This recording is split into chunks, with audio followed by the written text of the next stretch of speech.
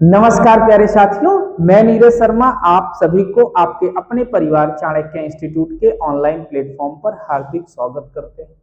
दोस्तों, जैसे कि हम लोग पढ़ रहे हैं अब्रेज, और अब्रेज में आज हम लोग एक नए टाइप पे डिस्कस करेंगे। यह टाइप भी आपके एग्जाम के पॉइंट ऑफ व्यू से बहुत ज्यादा इंपॉर्टेंट है।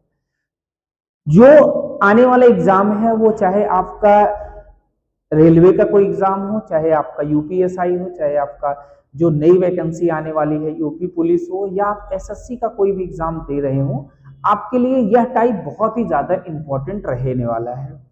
दोस्तों, कल ही आपने देखा जो है कि रेलवे ग्रुप डी ने अपने एग्जाम की डेट जो है वो अनाउंस कर दी है, जो 27 नवंबर से आपका परीक्षा प्रारंभ हो रही है। यानी आपने एक चीज यहाँ पे देखा जो है कि रेलवे ने इतना जल्दी जो है वो डेट डिसाइड की है। मतलब 18 नवंबर को डेट डिसाइड कर रहे हैं और 27 नवंबर से एग्जाम है। एक हफ्ते का समय आपको दिया गया केवल। इस वजह से आप ये मान करके मत चलिए कि एसआई का एग्जाम बहुत लेट होने वाले हैं। आप ये मान के चलिए कि आप हमेशा तैयार रहिए। दोस्तों, बहुत सारे लोग बहुत सारी डेट आपको बताएंगे। हमारा मानना ये होता है कि हम डेट एग्जाम जब हमने फॉर्म डाल दिया तो हमको हर दिन तैयार रहना चाहिए एग्जाम के लिए। जो है एग्जाम की डेट आ जाए, कल आए या आने वाले एक महीने बाद आए, कोई दिक्कत की बात नहीं है।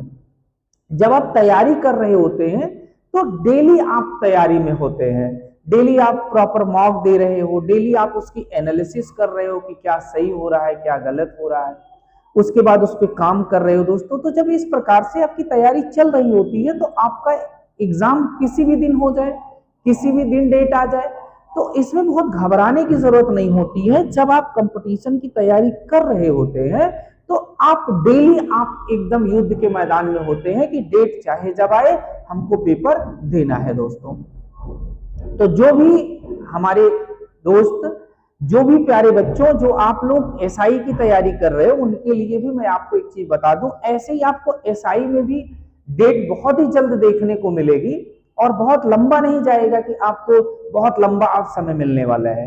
तो इस वजह से हम कोई डेट नहीं बताएंगे कि आपको इस डेट को एग्जाम होगा। जब तक भर्ती बोर्ड बताता नहीं है तब तक केवल एक और एक मात्र लोगों का अनुमान होता है, बाकी सटीक कुछ भी नहीं होता है। तो आप अपनी तैयारी को कंटिन्यू जारी रखो। जब भी आपका पेपर होता है आप उसको अच्छे से पेपर देना है। जो है तो जो भी जिन भी विद्यार्थियों का मतलब ये कह सकते हैं कि रेलवे ग्रुप डी का एग्जाम है, वो सारे लोग ज्यादा से ज्यादा फोकस्ड करें कि हम कितना ज्यादा मॉक दे सकते हैं। ज्यादा मॉक ही इस समय देने लायक है, आपके पास समय कम है तो आप जितना ज्यादा मॉक दे लीजिए। सारे चैप्टर पे आप एक बार सारे चैप्टर के कॉन्सेप्ट को देख लीजिए, जाइए पेपर दीजिए। बस इससे ज्यादा का समय अब आपके पास नहीं बचा है। और आप एक चीज और कल देखे होंगे कि आपको होम गाइड की भी वैकेंसी का फॉर्म आ चुका है। वह फॉर्म भी कल की डेट से मतलब 18 तारीख से ही उसका आवेदन प्रारंभ हो गया है। तो आप सारे लोग जो भी विद्यार्थी होमगार्ड का फॉर्म डालना चाहते हैं, जिनकी एज 18 से 30 के बीच में है, वो सारे लोग आवेदन करें जिनको ग्रुप डी का फॉर्म डालना है। तो प्यारे दोस्तों, आज हम लोग ये कल की दो नई मतलब ये कहें जो चर्चा का विषय दो चीजें थी वो मैंने आपको इन्फॉर्म कर दिया है। आज हम लोग थोड़ा सा आगे बढ़ेंगे। मैंने आपको बताया एक नए टाइप पे डिस्कस करेंगे। आपके जो क्लास चल रही है उसके अकॉर्डिंग टाइप नंबर 6 है। उसके अकॉर्डिंग क्या है? टाइप नंबर 6 है। ये क्या है? सवाल आपके सामने है। एक समूह में 30 विद्यार्थियों की औसत आयु 18 वर्ष है।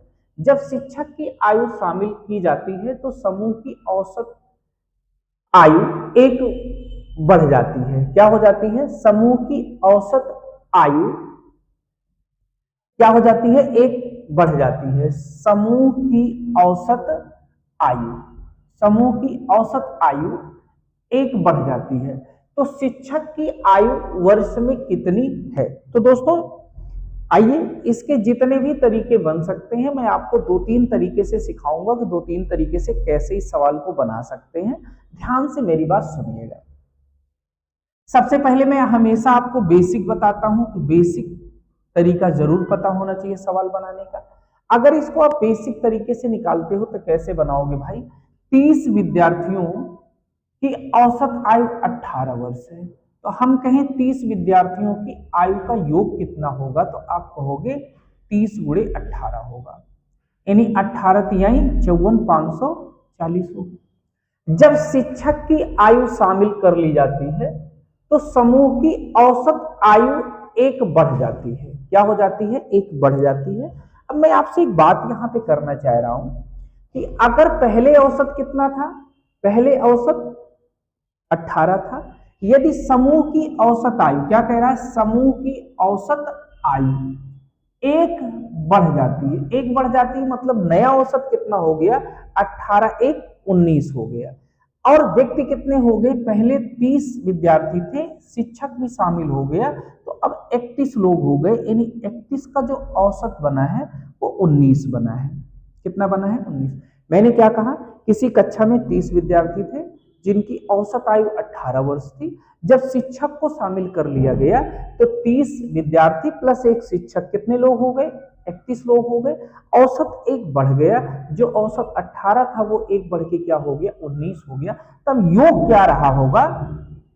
19 एक 19, 19 तिया 57, 57 और एक 58 हो गया। अब मैं आपसे ये बात करूं, ये 30 विद्यार्थियों की आयु का योग है और ये 30 विद्यार्थी प्लस एक शिक्षक की आयु का योग है, तो यहां से इसका जो डिफरेंस होगा वही शिक्षक की आयु होगी। तो आप कहोगे कि अगर 589 में से 540 को यदि माइनस करते हैं तो कितना आ जाएगा? 49 आ जाएगा। तो आप कहोगे क्या कि आपका सी ऑप्शन क्या है दोस्तों? आप कहेंगे राइट आंसर है। ये तो रहा एकदम बेसिक बात कि आपने बस मल्टीपल कर लिया। 30 विद्यार्थियों की औसत आयु 18 थी तो योग हो गई 30 गुणे 18। जब शिक्षक बढ़ गया तो 31 हो गए, 31 तो औसत एक बढ़ गया है। अगर यही औसत घट जाता तो हम घटा देते, बढ़ रहा है तो बढ़ा रहे, एक बढ़ रहा है तो एक बढ़ा रहे हैं, दो बढ़ रहा है तो दो बढ़ाएंगे, तीन बढ़ रहा है तो तीन बढ़ाएंगे, चार बढ़ रहा है तो चार बढ़ाएंगे। ये एकदम बेसिक बात रही, आप बेसिक तरीके से भी सवाल को बना सकते हैं। हाँ, समस्या तब आती है दोस्तों जब ये डाटा थोड़ा सा बड़ा होता है, मल्टीपल ज्यादा कराने पड़ते हैं। जैसे ये छोटा डाटा था तो आप आसानी से बना सकते हो, कोई दिक्कत की बात नहीं है। अब इसका अगर बड़ा डाटा आ गया है या कैलकुलेटिव आ गया, तब की स्थितियां क्या बन सकती हैं? तो अगर हम मेथड नंबर 2 की बात करें कि मेथड नंबर 2 इसमें क्या अप्लाई करोगे, तो ध्यान से मेरी बात सुनिए। मैंने कहा कि जो आपके पास 30 विद्यार्थी हैं, 30 विद्यार्थी हैं, तो इनका जो एक अवरेज है वो क्या है? इनका एक औसत है वो 18 है। कितना है? 18 है। तो आपको कह रहा है जब एक शिक्षक शामिल कर लिया गया, जब एक शिक्षक भी आ जाता है, तब शिक्षक क्या, क्योंकि शिक्षक का भार आपको पता नहीं, शिक्षक की आयु आपको पता नहीं है। जैसे यहाँ पे आयु दिया गया है, ऐसे भार की भी बात करता है तो टेंशन लेने की जरूरत नहीं होगी अगर आयु की जगह भार लिखा होगा। तो ये मान लिया कि भाई शिक्षक जो है वो x किलोग्राम का है। कितने? x आयु है तो x वर्ष का है भाई, ठीक है, x वर्ष का है। x किलोग्राम अगर भार दिया गया होगा तो किलोग्राम हो जाता, लेकिन यहाँ आयु दी गई है तो मान लिया x वर्ष का है। अब मेरी बात ध्यान से सुनिए। अब क्या कह रहा है कि औसत एक बढ़ जाता है, यानी औसत जो 18 था वो औसत क्या हो गया? 19 हो गया है। औसत क्या हो गया? 19। ये आपको बहुत अच्छे से पता है कि ये आपके क्या है? डेटा है, और डेटा आपके पास कितना है? 30 का है, औसत 18 है, एक बढ़ रहा है, इसकी आयु हमको नहीं पता है, मैंने कहा x है। ओवरऑल जो पूरी क्लास है उसका जो औसत हो गया, यानी 30 विद्यार्थी प्लस एक शिक्षक मिलाकर के कितना हो गया? 19 हो गया। अब एक चीज आपसे बात किया जाए कि अगर आप देख रहे हैं कि 19 से 18 कितना कम है, तो एक कम है, तो 30 पे कितना कम होगा? तो आप कहोगे -30। एक पे कितना कम है? आप देख रहे हैं ना, 19 18, तो एक पे एक कम है, तो 30 पे कितना कम होगा? 30 कम होगा। अब आप कहोगे यहाँ पे x है, यहाँ पे कैसे करेंगे? तो भाई मैं ये मान लिया कि 19 से x जो है के ज्यादा या कम कुछ भी हो, कोई दिक्कत की बात नहीं, आप के मान लीजिए। इसका डिफरेंस क्या मान लीजिए? के मान लीजिए।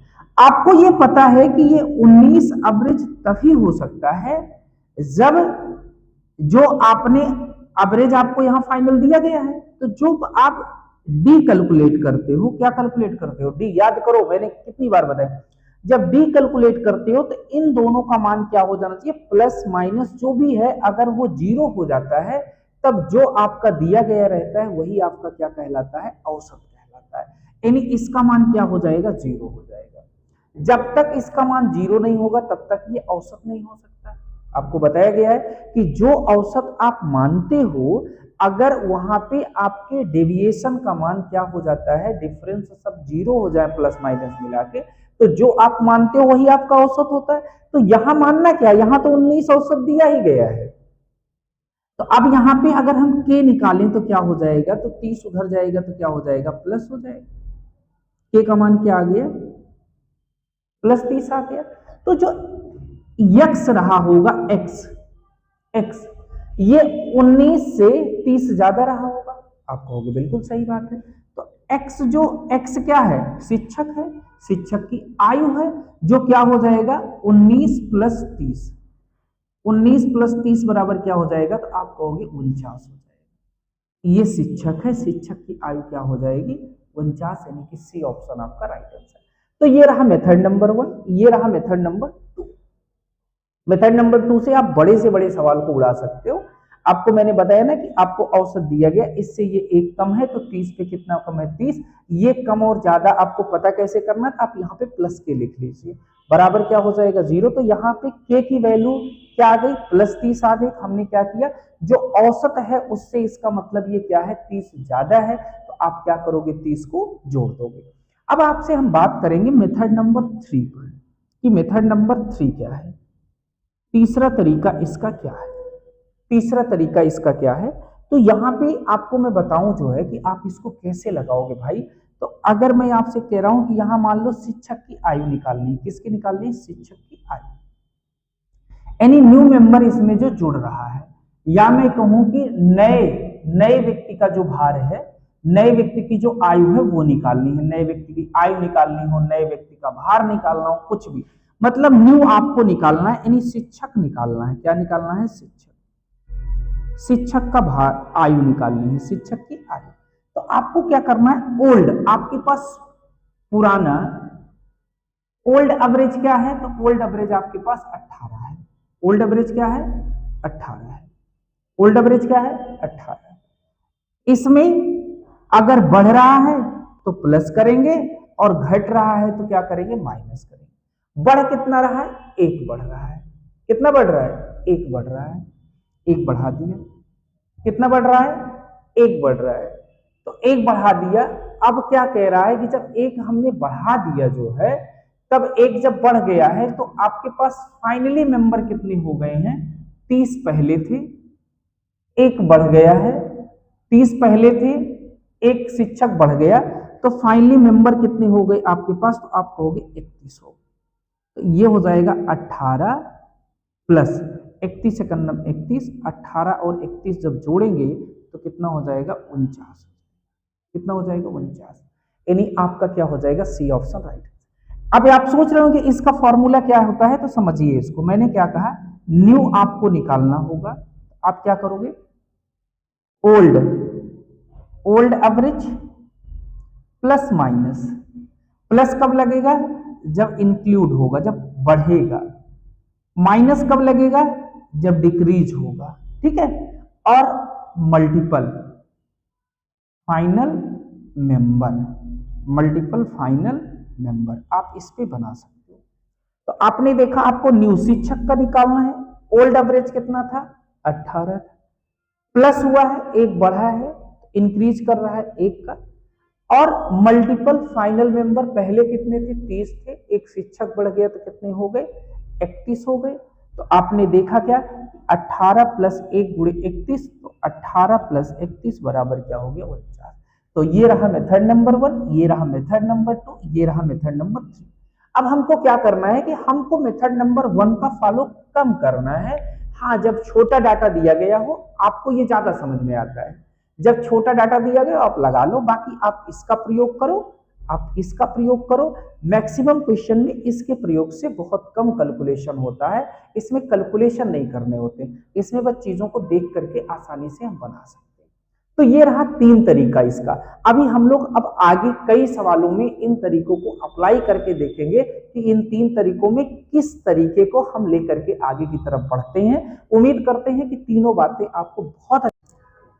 आइए दोस्तों आगे बढ़ते हैं। अब आप सवालों को देख करके आसानी से बनाना सीख गए होंगे, क्योंकि पहले क्वेश्चन में मैंने आपको पूरा डिटेल करा दिया है। अब आपको समय नहीं लगना चाहिए, अब आप सवाल को आसानी से बना सकते हैं।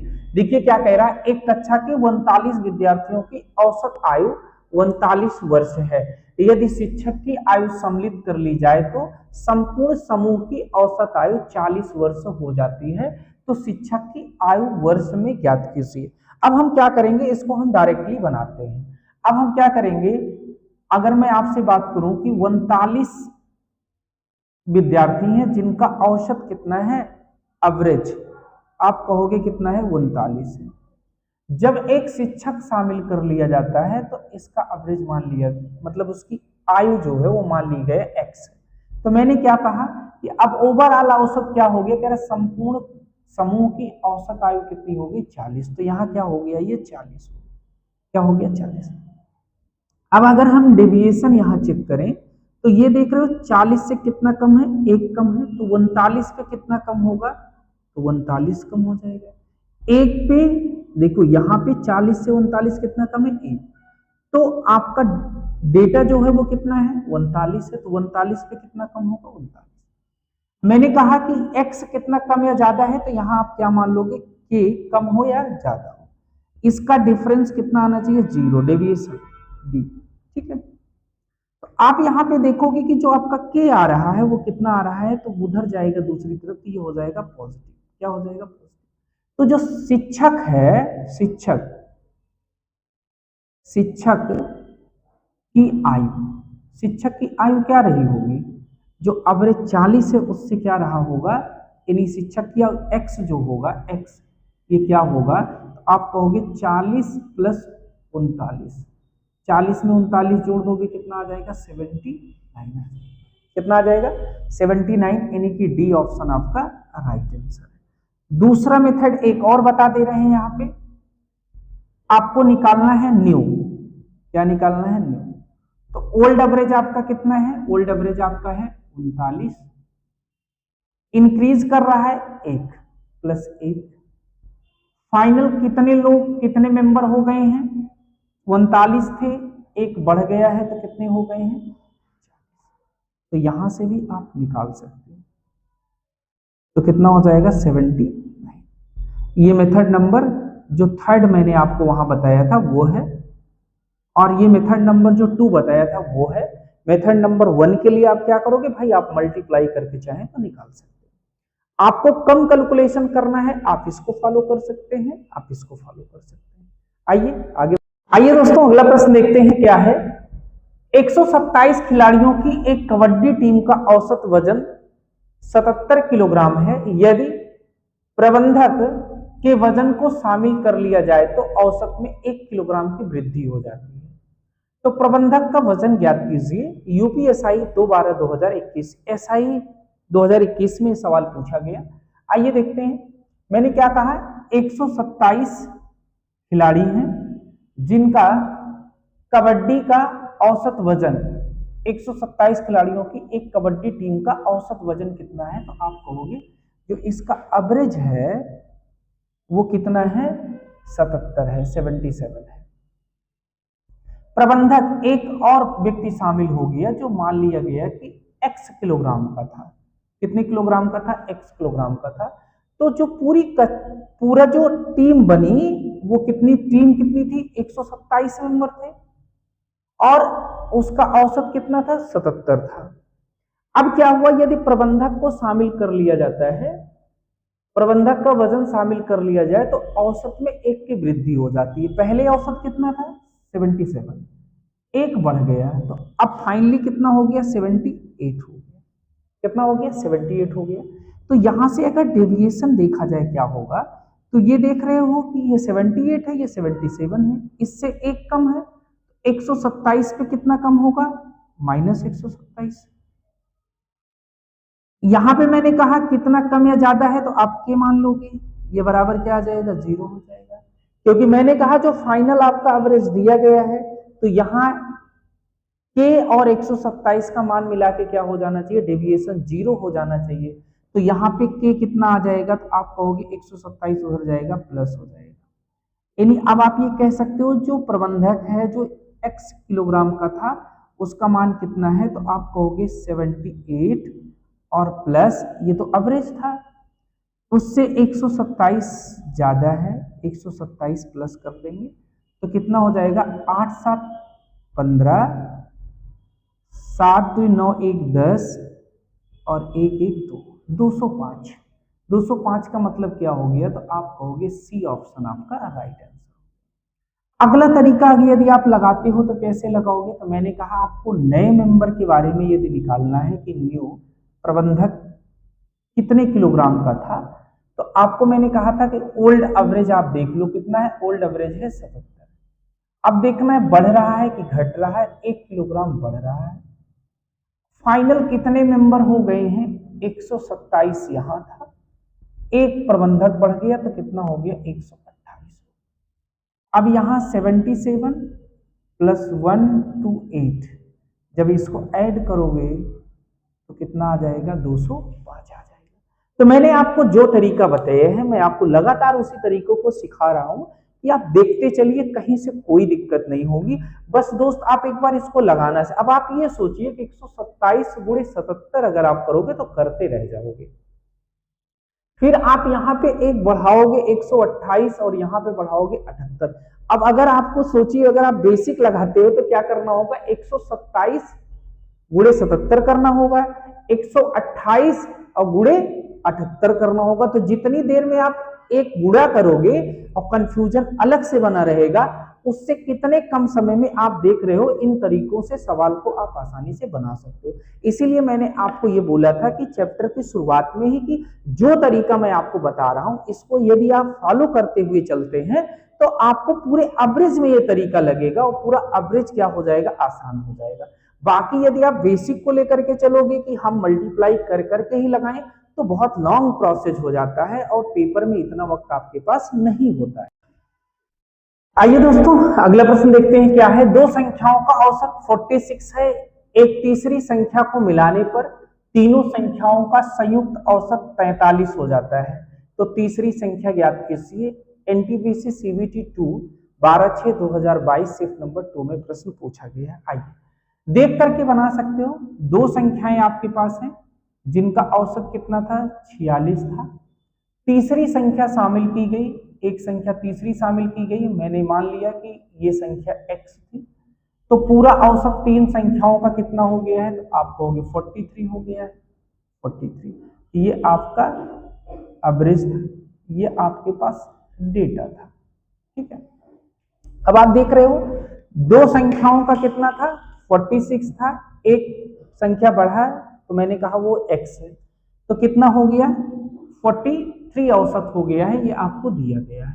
तो यहां से अगर d निकाला जाए कि d क्या होगा, तो आप देख रहे हो ये इससे 45 से 46 कितना ज्यादा है, तो आप कहोगे 3 ज्यादा है। तो 2 पे कितना ज्यादा है, 3 दूनी 6 ज्यादा है। और मैंने इसके लिए कहा कि x जो है वो 43 से कितना कम या ज्यादा है, तो आप k मान लीजिए, कितना मान लीजिए, बराबर क्या होना चाहिए 0। तो यहां से k की वैल्यू आ जाएगी -6, k क्या आ गया -6। अब जो k -6 है इसका मतलब जो x रहा होगा वो 43 से क्या रहा होगा, 6 कम रहा होगा।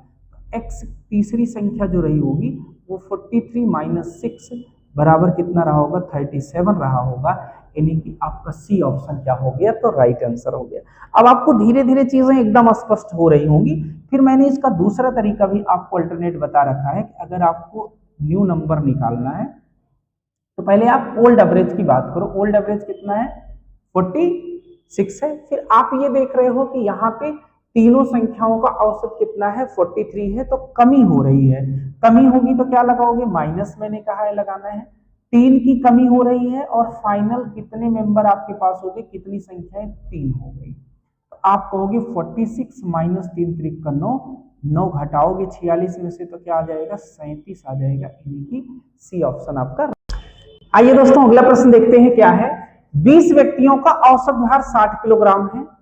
एक नया व्यक्ति समूह में शामिल हो जाता है और 21 व्यक्तियों का औसत भार 59 किलोग्राम हो जाता है, तो नए व्यक्ति का भार कितना होगा? तो आइए दोस्तों, आप देख रहे हो 20 व्यक्ति हैं, 20 व्यक्तियों का जो औसत भार है वो कितना है? 60 किलोग्राम है। ये आपका डेटा है और ये आपका एवरेज है, कितना है? 60। एक नया व्यक्ति शामिल हुआ, एक अन्य व्यक्ति शामिल हो जाता है, तो 21 व्यक्तियों का औसत भार कितना हो जाता है? ये जो शामिल हुआ इसका भार पता नहीं है, लेकिन ये कह रहा है कि 21 व्यक्तियों का औसत भार कितना हो गया, तो आप कहोगे कितना हो गया? 59 हो गया। तो कह रहा नए व्यक्ति का भार कितना होगा? तो हमने क्या कहा, ये आपका 59 से कितना ज्यादा है? 1 ज्यादा है, तो 20 पे कितना ज्यादा होगा? तो आप कहोगे 20 ज्यादा होगा। और ये आप कहोगे कितना कम या ज्यादा है? x, तो मैंने कहा k, ये बराबर किसके है? 0 के है। तो ये आपका डेविएशन जो यहां से आएगा, यानी तो आप कहोगे k का मान आ जाएगा 20, उधर जाएगा क्या हो जाएगा? माइनस हो जाएगा। k का मान क्या आ गया? माइनस, तब 20 आ गया। इसका मतलब जो x रहा होगा वो क्या रहा होगा? 59 से 20 कम रहा होगा, तो 59 में से क्या घटा दोगे? 20 घटा दोगे, आपको कितना मिल जाएगा? तो आप कहोगे 39 मिल जाएगा। कितना मिल जाएगा? 39, यानी कि सी ऑप्शन आपका क्या हो जाएगा? तो राइट आंसर हो जाएगा। अगर आप इसको दूसरे तरीके से लगाते हो तो आप ये निकालोगे कि नए व्यक्ति का जो भार है वो कितना है, तो आप देखोगे कि पुराना औसत कितना है, तो पुराना औसत आपका 60 है। बढ़ रहा है कि घट रहा है ये देखेंगे, तो पहले 60 था, अब क्या हुआ है?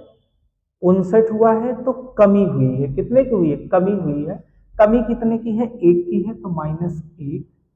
और फाइनल कितने मेंबर हो गए हैं? पहले कितने थे? 20, एक जुड़ करके ये कह ही रहा है 21 व्यक्ति हो गए। कितना हो गया? 21 हो गया, तो 21 से मल्टीपल कर देंगे, तो 60 - 21 बराबर कितना हो जाएगा?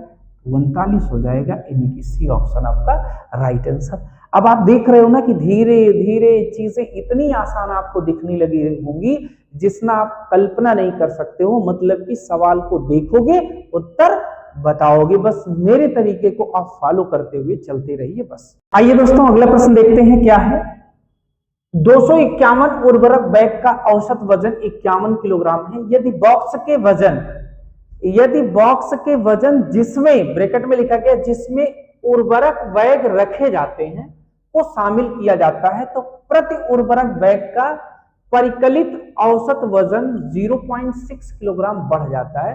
तो बॉक्स का वजन क्या है किलोग्राम में? यूपीएसआई 2/12/2021 यूपीएसआई का पूछा गया दोस्त प्रश्न है। देखिए, एग्जामिनर बहुत ही चालाक होता है। अब उसने ये देखा ना कि इस सवाल में क्या चीजें आपको निकालने के लिए दिया। उसने कहा कि एक जो है 251 उर्वरक बैग का औसत वजन है 51 किलोग्राम है, 51 किलोग्राम है। अब कह रहा है कि जो यदि बॉक्स के वजन जिसमें उर्वरक बैग रखे जाते हैं, जो उर्वरक बैग हैं उनको जिस बॉक्स में रखा जाना है, जैसे मैं कहूं उदाहरण के तौर पे ऐसे समझिए कि कोई सामान आपके पास है, उसका कोई एक औसत वजन है। अब जैसे मान लीजिए यही आपके पास ये है, इंक है। अब आपको क्या कर दिया गया, इसका कोई औसत वजन हो। अब इसको क्या कर दिया जाए, किसी बॉक्स में पैक किया जाए, इसको अलग, इसको अलग और इसको अलग। तो जब पैक किया जाएगा तो जो इसमें पैक किया जा रहा है उसका वजन भी कुछ ना कुछ हो गया, तो इसका वजन क्या हो गया, बढ़ गया। तो कह रहा है कि अब क्या हुआ है, तो प्रति उर्वरक बैग का परिकलित औसत वजन 0.6 किलोग्राम बढ़ जाता है। यानी 0.6 किलोग्राम प्रति, मतलब हमने कहा ना कि जैसे इस इंक को जिस बॉक्स में रखा गया वो भी 0.6 किलोग्राम बढ़ा, इसको जिसमें रखा गया वो भी 0.6 किलोग्राम बढ़ा, इसको जिसमें रखा गया वो भी 0.6 किलोग्राम बढ़ जाता है। मतलब कि ये कह सकते हैं कि प्रत्येक जितने आपके पास उर्वरक बैगें थी वो कितनी थी, 251 थी। इन 251 में प्रत्येक में क्या प्रति उर्वरक बैग का परिकलित औसत वजन 0.6 किलोग्राम बढ़ जाता है। मतलब प्रत्येक का औसत वजन कितना बढ़ रहा है, मतलब प्रत्येक बैग का 0.6 किलोग्राम बढ़ जाता है। तो कह रहा तो भाई बॉक्स का वजन क्या है, मतलब जो बॉक्स है उसका वजन क्या है, तो आप ये यहां बता सकते हो जो बॉक्स का वजन होगा, बॉक्स का वजन। आप मुझे बताओ कि आपके पास कितने बैग हैं, 251 उर्वरक बैग हैं। कितने हैं? 251। प्रत्येक में कितने की वृद्धि हुई है? 0.6 की हुई है। मल्टीपल कर दो भाई, 6 कन्नम 6, 6 पंचे 30 और 6 दूनी 12, 3 15, 150.6 किलोग्राम क्या हो गया है, कह रहा। तो बॉक्स का वजन कितना, वजन क्या है, तो कितना है भैया, तो आप कहोगे 150.6 है। कितना है? 150.6, यानी कि ए ऑप्शन आपका राइट आंसर।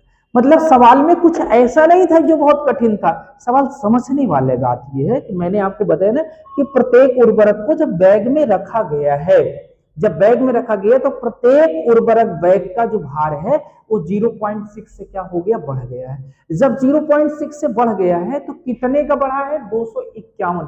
प्रत्येक पर कह रहा प्रति उर्वरक बैग का परिकलित औसत वजन 0.6, तो कितने उर्वरक बैग हैं? 251। 251 में प्रत्येक में 0.6 की वृद्धि हो गई है। तो जो वजन होगा बैग का वो क्या होगा, तो कह रहा जो बॉक्स है तो बॉक्स का वजन, बॉक्स का वजन क्या है, मतलब जितने बॉक्स थे उनका कुल मिलाकर के वजन क्या था ये आपको बताना था।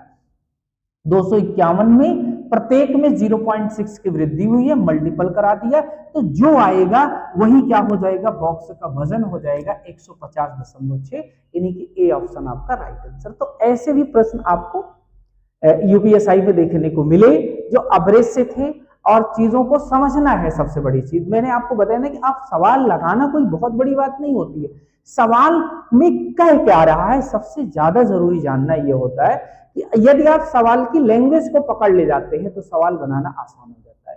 तो प्यारे दोस्तों, आज का सेशन आपको कैसे लगा है, एक बार पूरा सेशन देखने के बाद कमेंट करके जरूर बताइएगा। उम्मीद है कि आपको बहुत बेहतरीन ढंग से समझ में आया होगा, क्योंकि कोशिश लगातार वही है कि आपको बेहतर कंटेंट, एकदम अपडेट कंटेंट आपको मिले और एकदम सीरियल से मिले, टाइप वाइज मिले, कहीं से कोई दिक्कत ना हो। तो आज हम उम्मीद करेंगे कि यह भी टाइप आपको एकदम पूरी तरीके से क्लियर हो चुका है दोस्तों। यदि कहीं से कोई दिक्कत होगी तो प्यारे दोस्तों आप कमेंट करके बताइएगा, उसको भी दूर करने की कोशिश की जाएगी। मिलते हैं नेक्स्ट सेशन में, तब तक के लिए हम उम्मीद करेंगे कि आप लोग स्वस्थ होंगे, मस्त होंगे और पढ़ाई आपकी चल रही होगी दोस्तों। जय हिंद प्यारे साथियों।